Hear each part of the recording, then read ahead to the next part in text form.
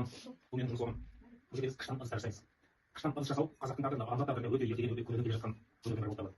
Қыштан ыдыс жасау адамзат өмірінде ыдысқа деген қажеттілік болған кезден басталды. Содан бері әлі өз құндылығын жоғалтпай келе жатқан қыштан жасалған ыдыстарды осылай жасаймыз.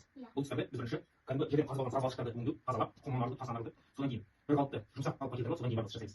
Бұл ыдыстарды жасап болғаннан кейін арнайы пеште 1000 градусқа дейін қыздырып, күйдіреміз, сонда қыш қалпына келеді. Содан кейін барып жасалған ыдыстарды бояумен бояп, ыдыс қалпына келтіреміз. Қазір екеуміз бір жасап көрейік. Бір істі екеуміз қазір бастап жасаймыз. Бұны біз бірінші айналып тұрған станоктың ортасына келтіріп аламыз осылай. Сосын ортасына келгеннен кейін қайтадан ары қарай ыдысымыздың қалпына келтіреміз. Бұл жерде ең біріншісі қолымызды су алдыру керек. Қолымыз құрғақ болса, жасап жатқан ыдысымыз сынып қалуы мүмкін. Сондықтан бірінші қолымызды су алдыруымыз керек. Қолымызды су алғаннан кейін балшығымызды станоктың ортасына келтіріп, центріне келтіріп, әдемілеп ұстап аламыз. Ұстап көресің бе? Жасайды. Мына жеңіп тұр. Сайлай. О, иә. Енді сайлай. Қолымды су алай, ал сайлай. Осылай ұстайсың. Содан кейін ыдыс жасаймыз, иә?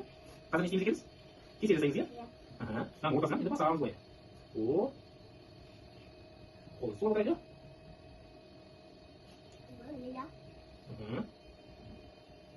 Кәне.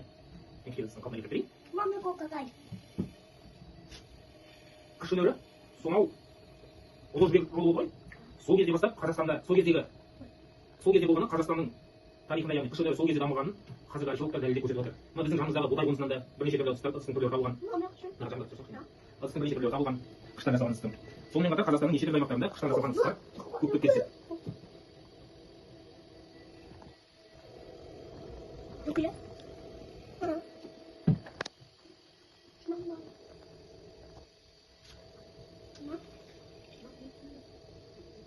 Қазір біз екеуміз кішкентай ғана бір құмыра жасап қояйық.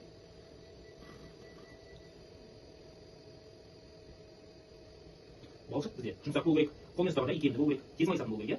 Бірақ балшықпен жұмыс жасағанда өте мұқият жұмыс жасау керек. Егер де балшыққа қатты басып қалса, балшығымыз сынып қалуы мүмкін. Сондықтан аса бір ұқыптылықпен жұмыс жасау керек бізде.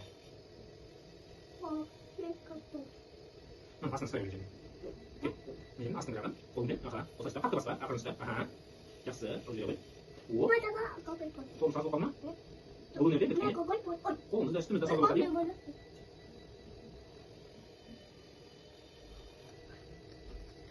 Бұл құмыра Рамазан екеуміздің жасаған алғашқы құмырамыз, иә?